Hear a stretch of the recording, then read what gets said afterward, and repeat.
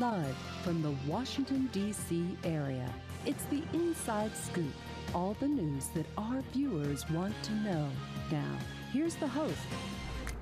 Good evening. My name is Russell Brooks, tonight's host of Inside Scoop.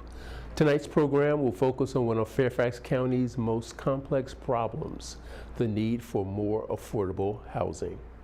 While the county's community-wide housing strategic plan states price-appropriate housing is good for the local economy, improves the local tax base, stabilizes family units, allows workers to live where they work, and provides opportunities for individuals and families at all income levels, there is a consistent shortage of such housing in Fairfax County, and it will take years for the county to adequately address this problem.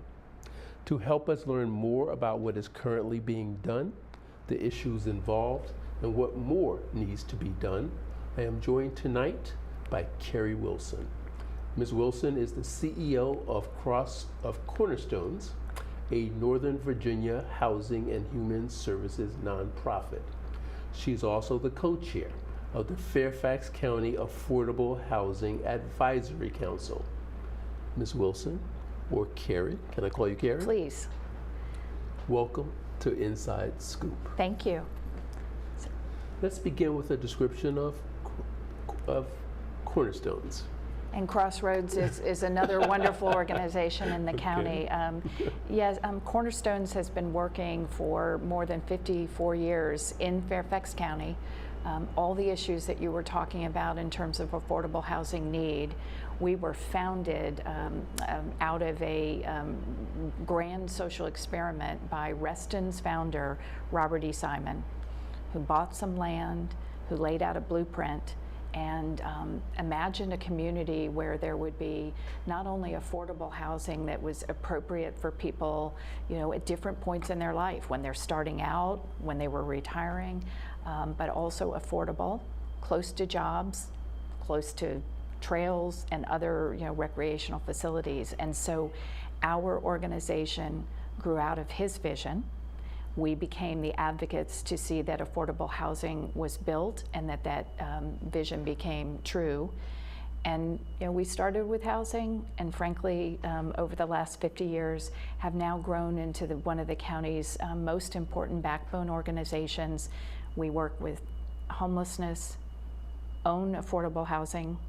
We address food security, and also ensuring that children and youth will thrive. Excellent. How long have you been involved with Cornerstones? And what would you describe as your main accomplishments? I think I have been here for about 23 years, and really the things that we've been able to do is really from the original Reston community, sort of take that blueprint now across Northern Virginia, where we are working both in Fairfax and Loudoun County to address needs along the Dulles Corridor. But we've worked with immigrants, day workers over the years. We have doubled our housing stock, homes that were affordable to people. And we've most recently opened a food hub, a rescue center, where we've rescued over 200,000 pounds in the last 5 months and gotten it back out the door to local food pantries to make sure they're meeting the needs of people who are hungry. Thank you. You're also the co-chair of the Advisory Council.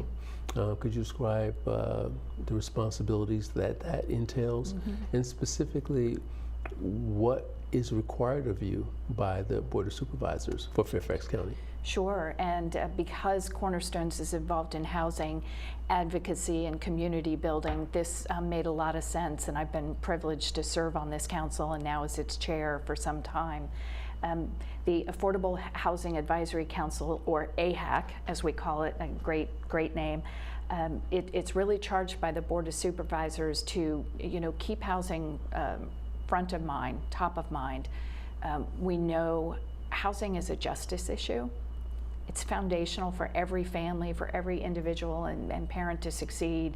It's important in thinking about the diversity of our communities and how we grow, that vision of where we see need, but also it's critical to economic development. The jobs and the businesses aren't going to come here unless we can make sure that people have housing. And so the board asks us to advocate for the preservation of housing. We watch the development and say, are we meeting our goals? And then we look at other issues like homelessness or fair housing that sort of intersect with that. Mm-hmm. How many members make up the advisory council? What are their backgrounds? Yeah, you had to ask me the exact number, but what I will say is that our council is very unique. Not only does every supervisor and the chairman appoint a member to the committee, but we have experts, people who are developers, housing developers, people who understand financing, and most importantly, people who need affordable housing, whose voices are there at the table, and representatives from other authorities and councils that Fairfax County works with. And so it brings a lot of us to the table. We don't always agree on everything, but we're sort of talking through the issues to say what is the best solution. Sure. Now, the Advisory Council's website describes two of its accomplishments as the Housing Blueprint and the Community-Wide Housing Strategic Plan. Mm-hmm. Describe these initiatives, and what was the Advisory Council's role in these initiatives? So the Housing Blueprint is really an annual work plan, a document that the Department of Housing in Fairfax County uses to say where are we going to invest the funds across categories of housing. So, this is a blueprint that describes what we need in terms of housing for people who are experiencing homelessness and other special needs housing, all the way to market available housing for the workforce. And each year the department leans on the Affordable Housing Committee and other stakeholders to say where should we make the investment, where are the opportunities, and it includes their loans, their vouchers, and other things that move the needle. It is guided by the strategic plan, and AHAC was instrumental in developing the strategic plan. We released it in 2018, identified the gap in housing, the future needs, and outlined 25 strategies that we could take on over the next couple years from 2018 until we reached our housing goal. Now, are these initiatives considered complete, or are they ongoing and subject to revision? Right. They're very much ongoing. In the first phase of the strategic plan, we looked at things like land use and zoning, and the county passed an accessory living unit ordinance, which made it easier to bring people into housing. We looked at studies around affordable housing. Other things that, what was the use and the need, and most important, we identified a goal.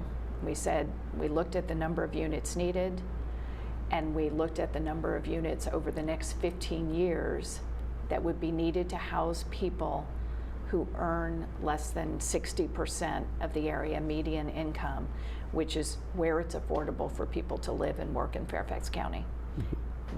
Now, in addition to providing advice to the Board of Supervisors, the Advisory Council works with the Department of Housing and Community Development, mm-hmm. and I believe the Fairfax County Redevelopment and Housing Authority. Mm-hmm. Could you describe the Council's relationship with each of those bodies? Yes. So the council is really, we're the advocacy body. We're the folks that are watching the goals and setting the goals and bringing advice to the county. But we work very closely with the Fairfax County Redevelopment and Housing Authority. That is a specially designated body that's even separate from the Board of Supervisors, designated by Virginia, and it's really responsible for making the decisions about where the resources go.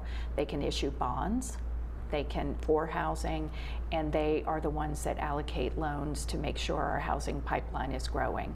And the housing staff, which is an amazing group of public servants, are the ones that work with both of our bodies to achieve this strategic plan. Mm-hmm. Now, that county-wide housing strategic plan represents the county's comprehensive vision for affordable housing. But back to the County Redevelopment and Housing Authority, since it is a separate body mm-hmm.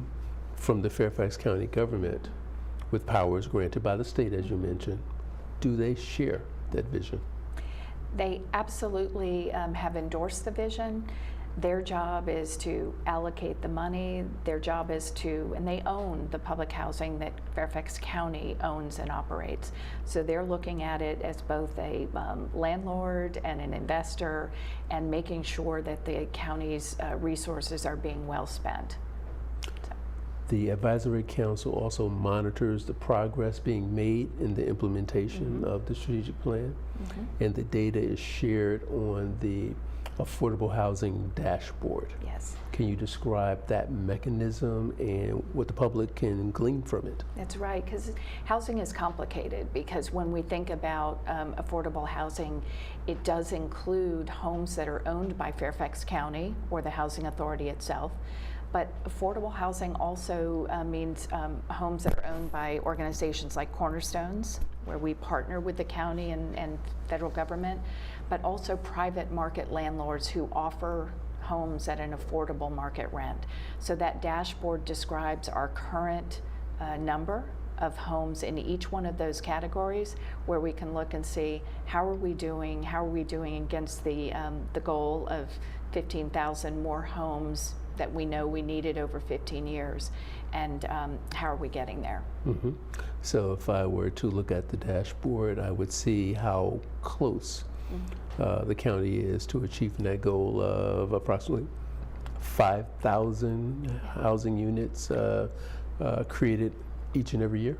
Right. It's since we developed the plan and the Board of Supervisors adopted the goal, and they embraced it, a minimum goal of 5,000 units, and then a few years later came back and upped the goal to 10,000 because we had made such great progress.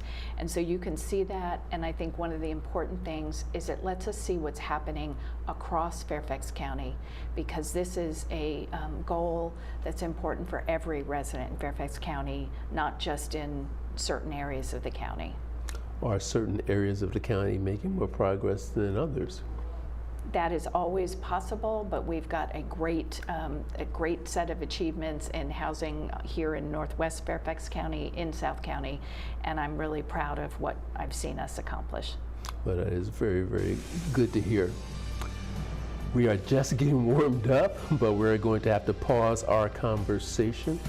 We're going to take a relatively short break, but please, those of you in the audience, stay tuned. We'll be back shortly with a bit more with Kerrie Wilson talking about affordable housing on this edition of Inside Scoop.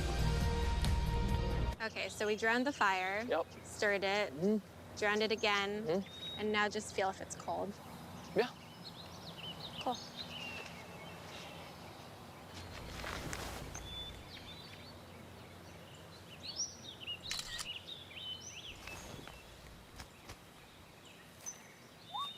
Smokey just gave me a bear hug. I know. I already posted it.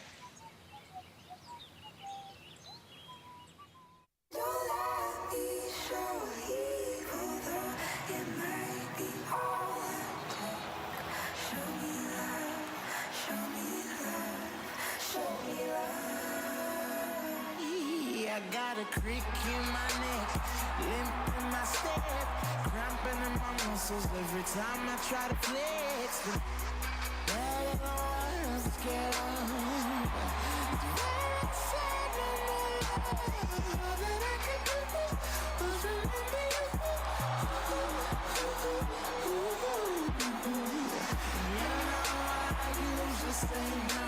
but if you throw me love, I'll throw you some more.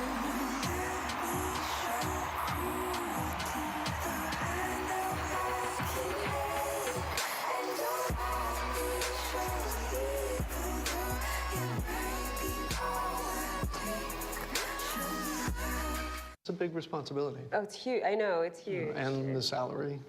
Oh my god, yes. Right? I mean, like, I was about to move in with my parents, and right before, so this saved me.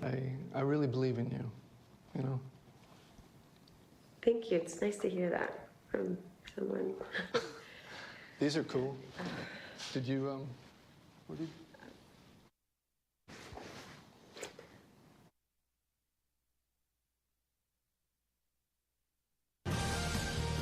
We're back to the Inside Scoop. Here again, your host.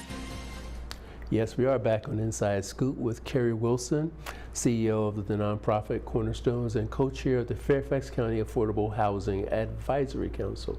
Before the break, we were discussing your relationships with the Department of Housing and Community Development and the Fairfax County Redevelopment and Housing Authority. I would now like to delve into how all of you are working to address the shortage of affordable housing in the county. When we spoke about the strategic plan, I noted that it is organized into phase 1 and phase 2. Phase 1 contains 25 short-term strategies, and phase 2 involves long-term strategies, tools, and policies. First, how's the county doing on phase 1? Phase 1 was meant to be short-term. Things were already in the hopper around sort of modernizing, and the county's done a great job at streamlining the application for a developer who's coming in to use units.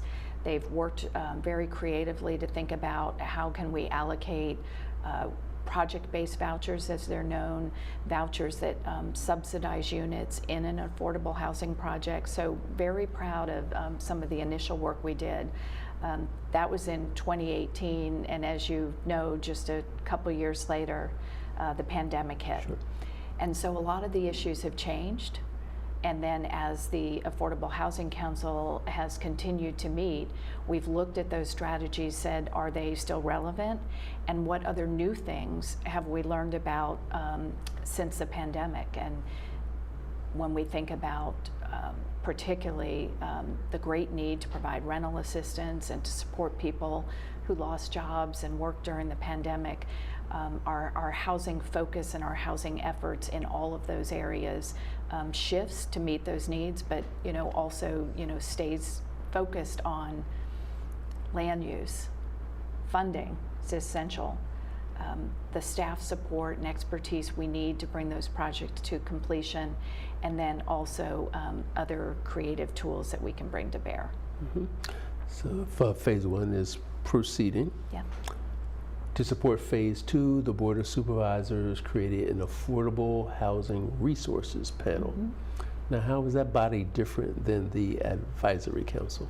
It's just, we just like to have a lot of working groups here in Fairfax County is what I find, but it was actually a great effort and sort of informed the council's approach to having a diverse group of people. So it included members of the Affordable Housing Council, but also added other stakeholders throughout the county, members of the FCRHA, the Housing Authority, so everybody who had a stake in the goal. And we looked at the plan, and we certified the need, and we set a goal and said, over the next 15 years, we are going to need at least 15,000 homes, and then worked with the board to set a minimum goal in the first year of that plan of 5,000 units, and the resources needed to get us there, which was a new penny for housing, and increasing also resources for preservation. Okay. So with phase 2, those longer term tools, policies, et cetera, how is that proceeding? I think that has been where we've seen so much progress, not just in the number of homes that are in development, where we have nearly reached, we're at over 4,000 homes that have either been delivered or are currently in the pipeline. The county we've seen another other things like parking reimagined, a new study that shows that in a regular development and compared to affordable housing, particularly in housing that supports very low income communities, you don't need as many parking spaces. So the county has been looking at resources and really strategies that work across the nation, and we've adopted quite a few of those. One of the major issues seems to be workforce housing, that unfortunately too many of the county's workers, whether we're speaking about policemen, teachers, nurses, their starting salaries do not permit them to actually afford to live in the county. Is that a problem that the Advisory Council is attempting to address? Absolutely. I think our understanding of housing, that's been one of the things we've tried to tackle in the beginning, to bring this down for, an individual or family to think about their own circumstances and what can they afford. And so in Fairfax County, we talk about being, people at 80% of area median income. Our median income in Fairfax County is now north of $135,000 a year, and that's the median. And so it takes a family nearly $80,000 to be able to afford to pay rent or mortgage, and then cover the costs of other, childcare or driving to work. And so those are the issues. As people think about that, they can understand and see themselves in that. Our workforce is diverse. So we're talking about those firefighters and those policemen that we need in our community working on our behalf and for our safety. We're talking about our teachers, bank tellers. We're also talking about the folks that work in our schools, the retail workers and others who are earning really probably less than 30% of the area median income, $30,000 a year or less. And so it's a wide range. Our housing plan has options for meeting the needs across all of those income levels. Well, speaking of that, how is that quite possible to provide housing for that variety? We talked about the difficulties with providing housing for our workforce, but of course we also have lots of people in the county who fall even below those salaries. Right. People who are at very, very low incomes. But everyone deserves shelter. That's right. So how exactly is the advisory council advising the Board of Supervisors to sort of meet those needs? I think that's where we look at for each particular need for housing in the blueprint, for example.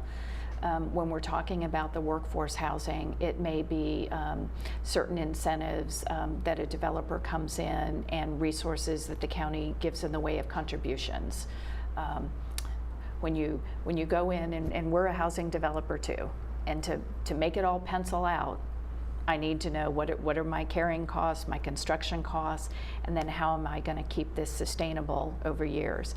And so there are different strategies we use for different income levels. There are for the most vulnerable and for people at 30%, 50% of income below, the county may contribute housing subsidies or vouchers for the cost to really buy down the cost of housing for people that can never afford to pay the rent that you would pay on the open market.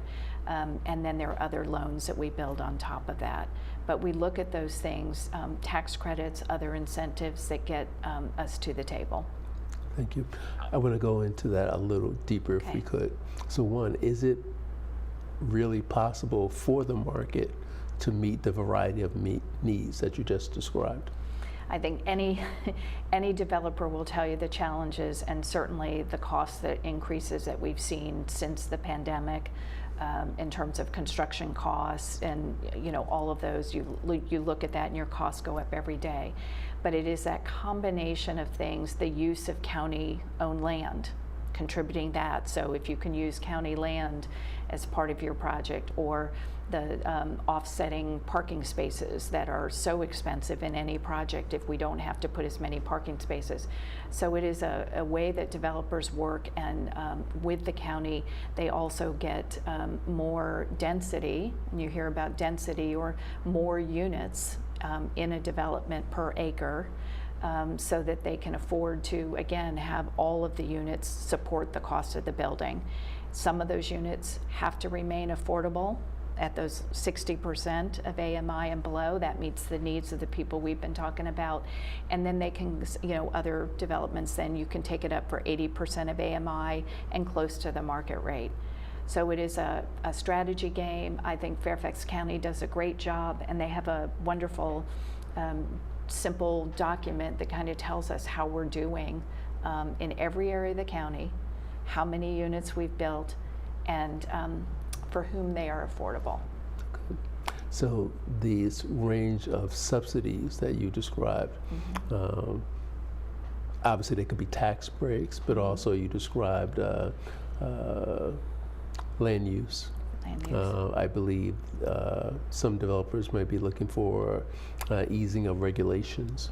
There seems to be a variety of different tools that could be employed, Right. again, according to the strategic plan. Right. But what have you seen that is working so far? I think it's really the combination of all of those things. It's not one strategy. It's why we looked in all of those. How can we make it simpler to bring a project, to completion through some of the green taping of the regulations, making it easier for the folks who are trying to put this together, working closely with Virginia, which brings in resources, looking at bonds, and even contributions from now, an important piece is contributions from our local businesses like Amazon, who have come in and recognized that they have a responsibility and a need to contribute to the workforce development. Is the county actively seeking to get more large employers like an Amazon or counterparts to make those sort of contributions? Absolutely, and I think that's sort of been not only an expectation that's set from the Board of Supervisors on down, but invitations to participate in those activities. The Regional Council of Governments for COG, as we know it from in DC, has been looking at this issue across Northern Virginia and the DMV, and AHEC actually has a committee that is convening our business leaders to think about what might those strategies be. And has the business community been receptive? They have been understanding that you can't get workers if they don't have a place to live. I think the business community in general has been very supportive of our efforts. They understand housing's contribution to economic development. But as far as coming to the table with dollars other than outside of the housing, there's a regional housing trust fund, or like efforts that Amazon and others have made, it's something that we're going to continue to work on. Thank you. Wow, I'm really enjoying our conversation, but we must take another short break. So we're going to return shortly to continue this conversation about affordable housing and the challenges involved in that issue when we return to tonight's show, Inside Scoop. It's a beautiful day out here. Sunny today with light breezes, giving way to clouds in the afternoon. We could see some light precipitation to moderate precipitation later on, followed by powerful storm-like conditions. 90 miles per hour winds are expected. Authorities are asking everyone, stay indoors. Come on, that's it. Let's go.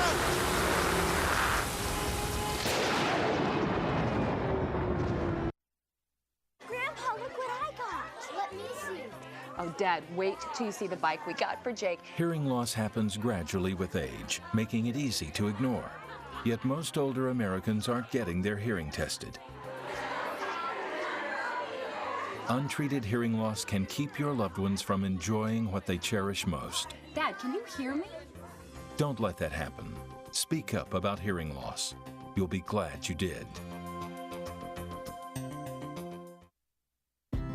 You can't buy a best friend. You can love them, pet them, care for them, whether they want you to or not. You can take a picture, you can jump, yell, you can fly to the moon, travel the world, or just stay in bed. You can't buy a best friend like that, but you can adopt one. 'Cause we're connected.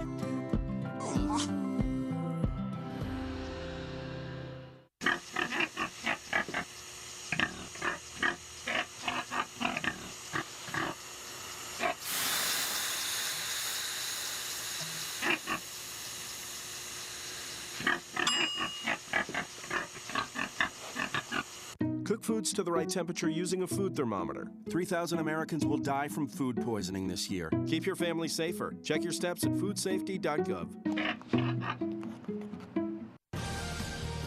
We're back to the Inside Scoop. here again, your host.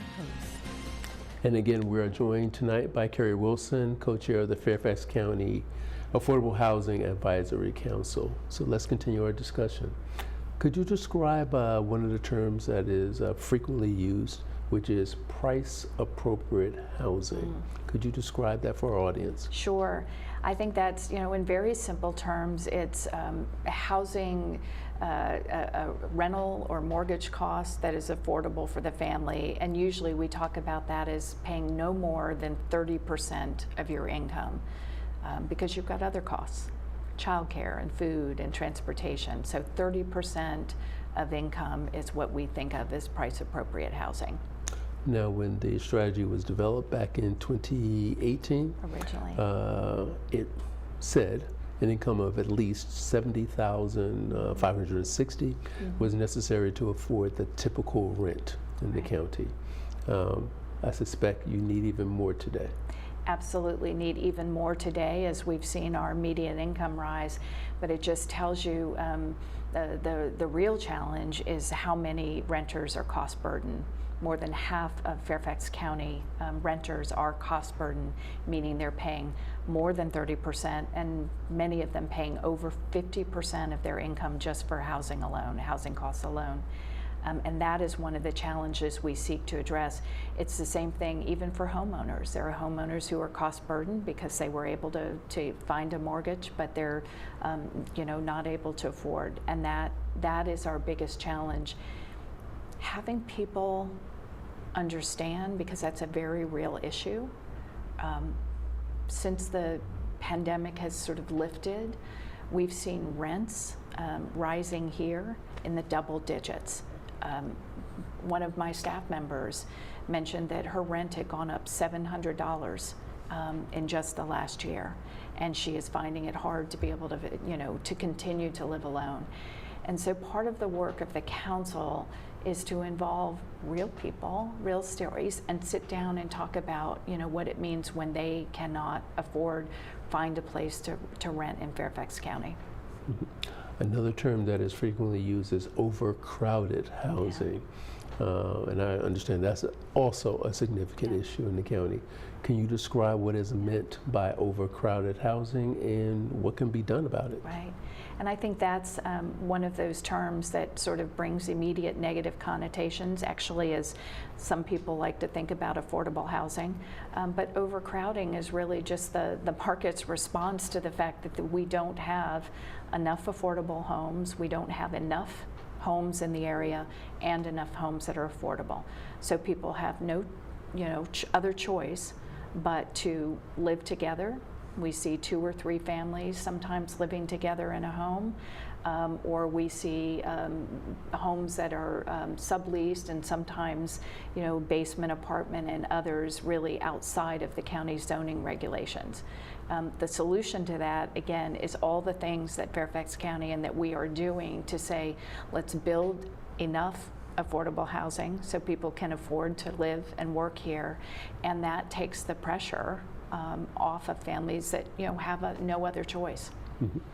The ability of young households to purchase a home in Fairfax County is also of great concern. Do you agree? And if so, again, what can we do? That's right. I think affordable home ownership has been a challenge, but also a priority for the county for some time. And certainly when we look at the average new for sale home, a single family home at $700,000 or more, and a townhome at $300,000 to $400,000, there aren't many young people coming into the market who could afford that. So there are a lot of things that we're doing. Cornerstones actually is a HUD certified housing counselor, and we run programs to help people qualify for some of the county programs where they can receive benefits and basically support to get into an affordable home ownership opportunity. So there are some things that we can do, but for many,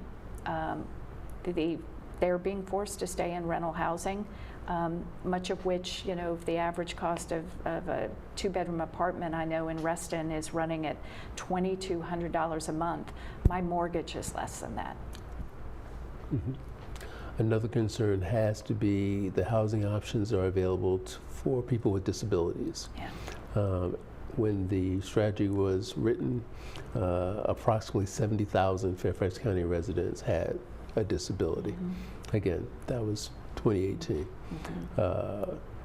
We may have more today, we may. And I understand they are likely to fall within a category of extremely low incomes. So, Absolutely. what does the council recommend to increase the affordable housing options available to that particular community? Right. The needs for housing for people with disabilities is great, and it has certainly grown. And if you think of when we talk about special needs housing for people who are vulnerable, it does include people with physical disabilities and limitations, but also mental health issues, developmental disabilities, intellectual disabilities. And so we're talking about the need to have housing that is, one, affordable for people that are probably on Social Security disability income, if they even qualify for that. They're also going to need services. So we have there are vouchers that we use that are focused on really getting people with disabilities into housing. Another area that we see, and it's increasingly in the homeless population, people who are homeless, many of them who have been chronically homeless also experience other co-occurring issues like mental health, substance abuse, other disabilities. And so for them, there are strategies that provide the dignity of home. It's called permanent supportive housing. And just like housing for people with disabilities assumes that we really need to cover the costs of providing the housing for people that really don't have much income, if anything, to spend on housing, and we need to bring in special services that they'll need. And another community that may be somewhat ignored in this discussion, or at least maybe are a bit invisible for some, is the elderly, who also have significant needs, especially in a context where the prices are continually rising. I imagine that many of them are struggling. Many of them may face the prospect of being forced out of their homes. And so I have to imagine that the Advisory Council has to pay particular attention to that segment of our county. Absolutely. When we think about housing for seniors, older adult population, within our plan, it often does fall into that special needs category for people, particularly those on fixed incomes, who didn't have retirement savings. And I don't know about you, but I'm getting closer and closer to that time, and I think about what are those needs. And we've talked with so many individuals who could not afford to buy the house they bought 20 years in Fairfax County if they moved here today. So there are programs, there are tax credits, and some programs that the county can offer for seniors who have challenges in paying the taxes, the real estate taxes. There are other offsets, programs, groups that come in Rebuilding Together can help seniors with their housing maintenance needs and programs like that. And you touched on this a bit earlier, but we know the county has a homeless problem. Its homeless population may be somewhat smaller than maybe some of our neighboring urban communities, but it's a population that does exist. And so would you know what the current estimate is of the size of that population? Is it growing or decreasing? And what is being done? And most importantly, is it effective? Yeah. I'd say it's certainly, as we think about homelessness, we really need to start with efforts that sort of culminated in 2008 with the adoption of Fairfax County's 10-year plan to prevent and end homelessness. And so even way back then, while we certainly had strategies, we developed a plan that was very focused on, again, 4 strategies. We needed to build more housing, because housing is the solution to homelessness. We needed to prevent people who from falling into homelessness, prevent eviction, and look at other strategies and keep people safe and stable in their housing. And then we looked at the need for these integrated services. So many times you have somebody who either has a disability or may need other support when they do find housing and they've lived on the streets. We needed to make sure that there were supportive services that went along with that. And most important, we said we need to talk to people who are experiencing this crisis themselves. We need them to inform our plan. So that was 2008.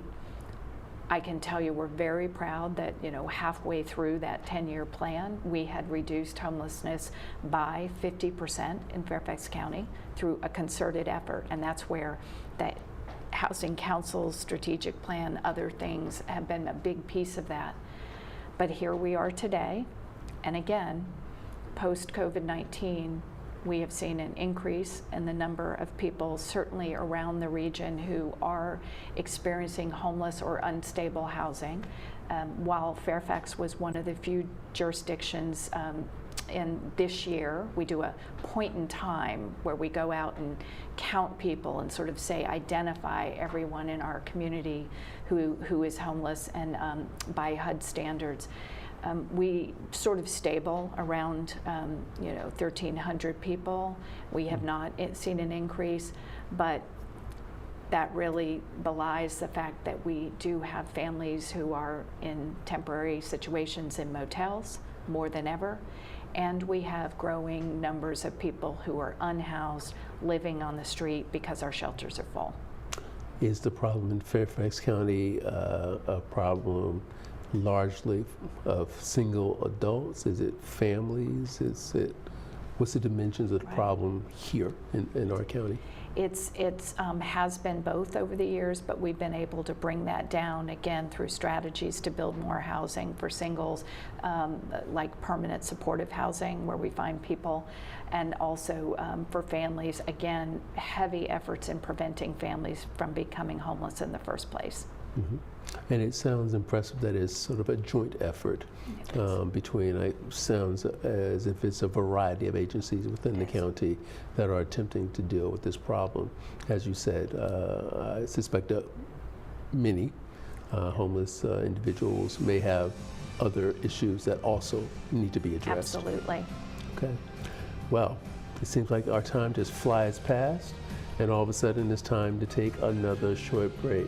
But I really implore everyone to stay with us for this very, very interesting conversation on affordable housing with our guest, Kerrie Wilson of the Fairfax County Housing Advisory Council. Thank you.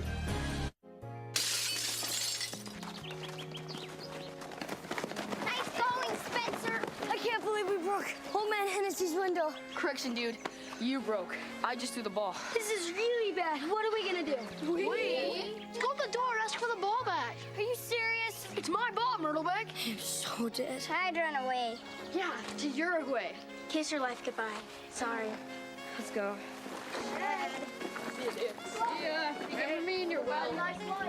Some friends you are.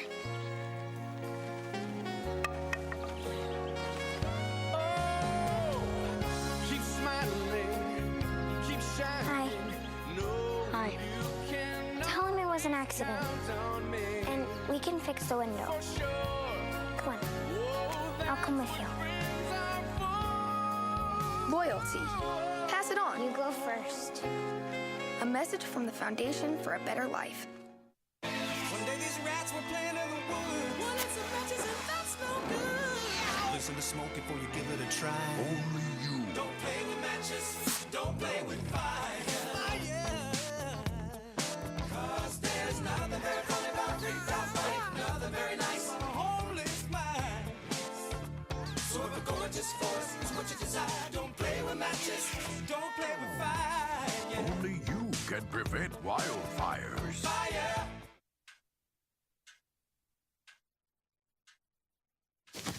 Awkward. I'm the awkward silence. You try to avoid me, then there I am again. But an awkward silence can be a great thing. Like Kelly here is about to demonstrate. You haven't really been yourself lately. Are you okay?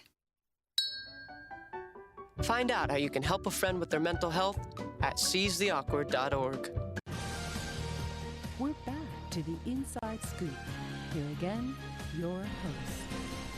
Welcome back to our program on the affordable housing challenges in Fairfax County, and we are joined again by Kerrie Wilson, co-chair of the Affordable Housing Advisory Council.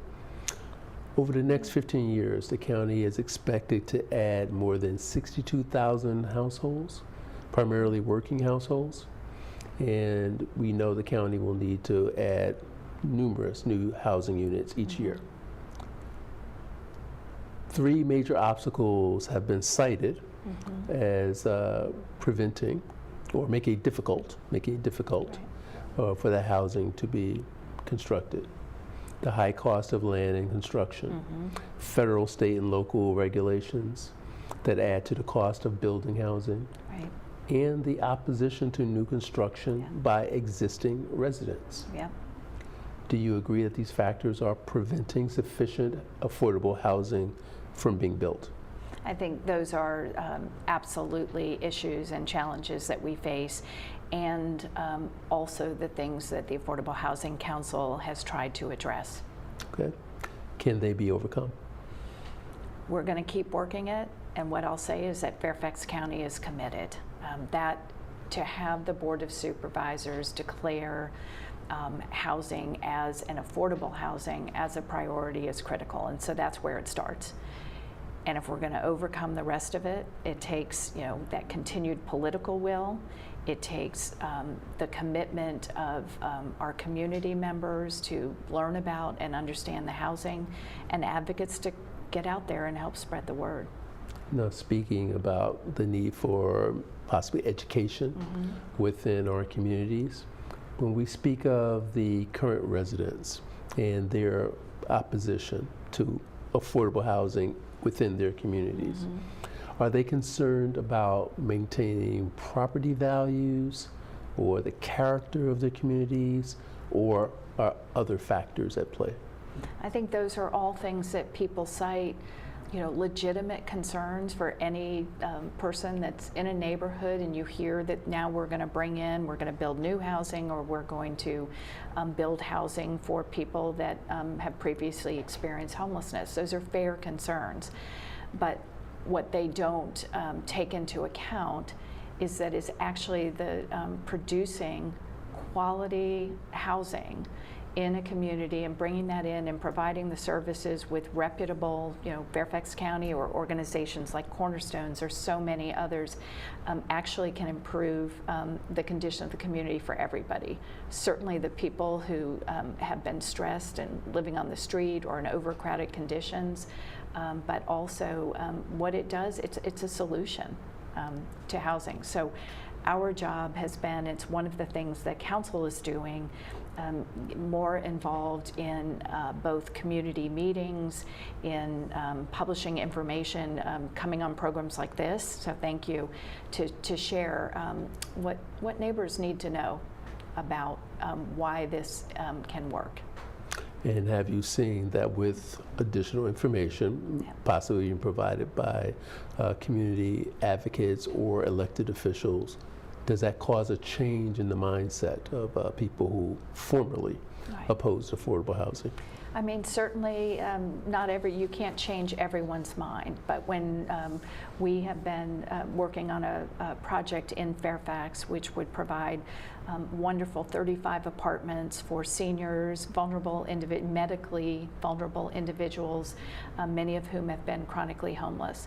And when we actually go in and talk to the community and talk about the benefits, crime is reduced, people are off the street, that somebody can retire in dignity and get the services they need right there, with an agency, with people who are committed to their care and volunteers who will be there. We actually have good conversations. We had 5 meetings, and while there are still some concerns, we're able to bring data, but we're also to bring advocates and people who talk about what it means, kind of moves people closer to the goal of understanding. One of the recommendations that I've seen is to offer communities of faith an opportunity to get involved in this issue. One might be to provide that education that we just spoke about, but also maybe for some faith organizations, they might actually want to be involved in the construction and development of affordable housing or provide land for affordable housing. Are those areas that need to be explored? Are those efforts already underway? Absolutely, and I think you said it so well. The one thing that many faith communities have is land. They also have certainly a calling and generally a commitment to living their faith by making sure that the community is a better place. And so you have many churches, many congregations that are doing that. Cornerstones was founded as Rest and Interfaith by groups that helped us build affordable housing. But that's the way I will tell you that every year in Fairfax County, in the winter, and now in the heat of the summer, it's the faith communities that are coming out and providing the meals to people during hypothermia. They're taking people in and getting them out, off the street in terms of seeing the impact of the heat that we're experiencing right now. They are the people that show up in our neighborhoods at the community meetings to help talk about, what does that mean for the people. And I have seen that be so effective many times over. And there are a number of projects in Fairfax County today, either faith communities building on church land. There's one in development now that would provide senior housing. And I think a congregation can understand that if they're looking at what are the needs. Are you getting bipartisan support to make improvements in affordable housing here in Fairfax County? Absolutely. I think locally, those issues, when we're looking at the impact for the community overall, whether you're talking about it in terms of economic development and how do we ensure Fairfax County continues to thrive for all of its residents and be a beacon and a business leader, or whether you're just talking about, folks that have a commitment to doing the right thing for families. We have enjoyed largely universal support by our Board of Supervisors over the years. Across. Both sides of the aisle. Obviously, people have different perspectives, but I think generally speaking, the commitment is there. The resources have been there, the commitment of a penny for housing, commitment of carryover funds each year, and special federal funds that have enabled us to really close on the 4,000 plus units that are in the pipeline today. But we're out of money. And the federal funds that were there during COVID are gone. And so now we've asked the Board of Supervisors to step up and make that final commitment of a dedicated 2 pennies to help us achieve the goals. If resources are short, are you looking for more state assistance? Absolutely. Virginia Housing operates the tax credit program for all developers, and they can get resources there. But the state also has allocations from its Virginia Housing Trust Fund and through some of the agencies that provide the housing and the services dollars for special needs. So again, when we were talking about people with disabilities, people who have chronic homelessness, or people or senior housing. And so those are resources. The state has been slower. They've quantified the need. A report a couple years ago said we needed 200,000 affordable homes across the Commonwealth. We've made progress on our trust fund dollars each year, but we still need to do more as a state to ensure the safety for all of our residents. And with that in mind, fortunately, Fairfax County has some state officials that are quite influential down in Richmond. Yes. But of course, you are dealing with a Republican governor that maybe views things a little differently. What is being done to sort of advance our case down in Richmond with the governor and with our state officials.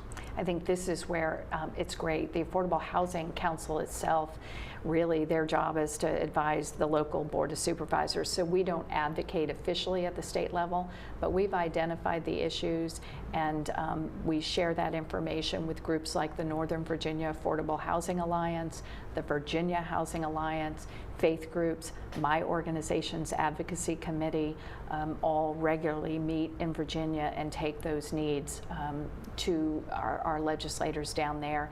And I think that's been really effective in seeing the trust fund and other resources grow over time. And speaking of the Northern Virginia Housing Alliance, for the public who are watching the show and maybe now they're more interested in this issue, maybe they want to do more to advocate for affordable housing, what can they do? What should they do without pushing them to be, to pursue a particular political point of view, but what can they do as just concerned citizens? Absolutely get involved. First of all, just learn the information. Learn about what the need is for our teachers, our firefighters, our everyday, the person you see at CVS. Understand the rent structure, the burden, and get informed. And then join Cornerstones. Join one of the county's agencies that is working on this. Go on the website of the Northern Virginia Affordable Housing Alliance. They're, I think, one of the best advocacy organizations equipping faith communities and nonprofits, civic groups, and businesses with the information they need to, really make this issue front and center. Mm-hmm.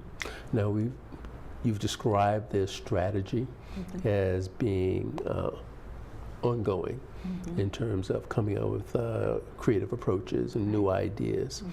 Have there been new ideas that have come to the fore since the strategy was drafted and I guess approved back in 2018?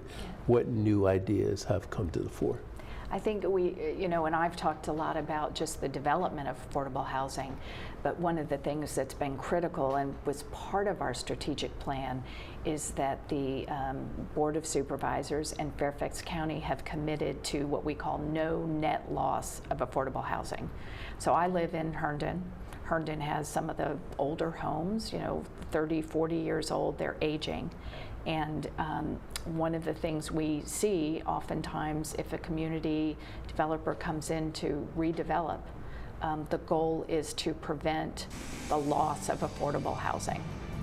Well, we're running out of time, so let me thank you, Kerrie Wilson, for joining us tonight on Inside Scoop and sharing your insight on the challenges of providing affordable housing in Fairfax County. It's a complex issue, but one worthy of greater public attention, sensitivity, and input. I hope we have helped to spark greater interest and concern. Thank you for joining us.